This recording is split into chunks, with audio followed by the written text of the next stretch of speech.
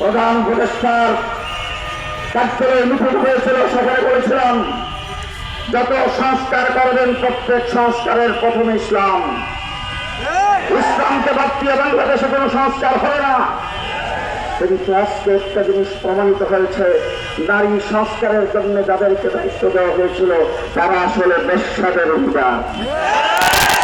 তারা এদেশের ধর্মপ্রাণ মুসলমান নারীদের প্রতিনিধিত্ব করে না, তারা বাস্তবায়ন করতে চায়। মিস্টার আমির সাহেব, এখন পর্যন্ত আপনার কোন প্রশ্ন আমরা পাচ্ছি না। সামনে আর টাইম আছে 1.5 দিন, এখন আসতে বলবেন না। আগামী শনিবার আপনাকে 1টা পর্যন্ত টাইম। এই নারী কমিশনকে বাতিল করতে হবে। তাদের প্রস্তাবনাকে করে দিতে হবে। আগামী শনিবারের আগে আপনার প্রশ্ন দেবেন, জাতির কাছে ধরা পাবেন, নতুন শনিবারের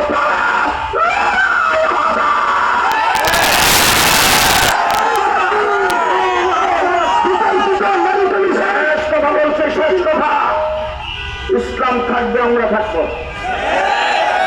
ইসলাম থাকবে আমরা থাকবো।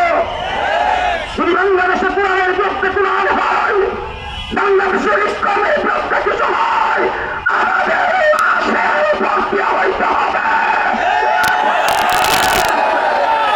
সুতরাং পরিষ্কার ভাষায় বলছে, আমরা বেঁচে থাকতে ইসলামের বিরুদ্ধে কিছু হতে পারবে না। যদি হয় তাহলে আমরা না থাকতে হবে।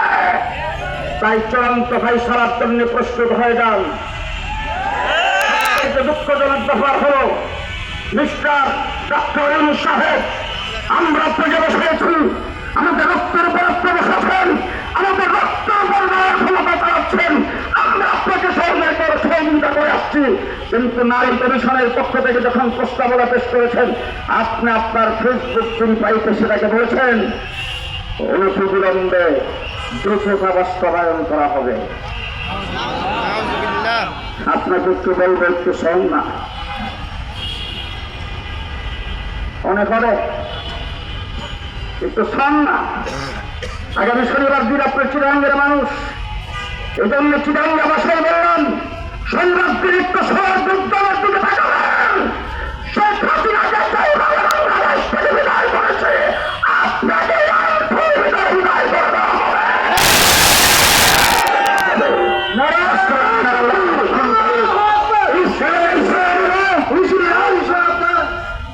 আগামী শনিবার কি বার? যাইতে হবে কয়টায়? কোন জায়গায়? কোন জায়গায়?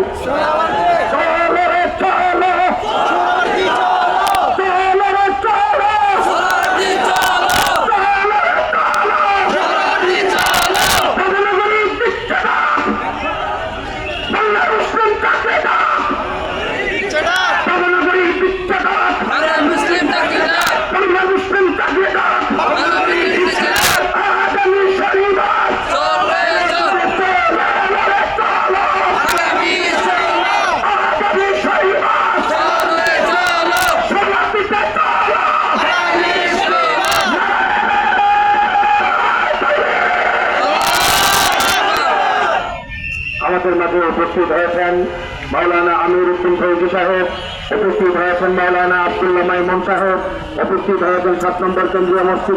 সংক্ষিপ্ত আকারে শেষ হয়ে যাবে ইনশাআল্লাহ।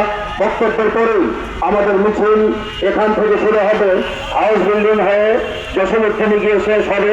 সেখানে সংক্ষিপ্ত মোনাজাতের মাধ্যমে আমাদের কেন্দ্রীয় নেতৃবৃন্দ এবং আমাদের বৃহত্তর উত্তরা 7 থানার নেতৃবৃন্দ মিছিলের সামনে, ব্যানারের সামনে যাবে।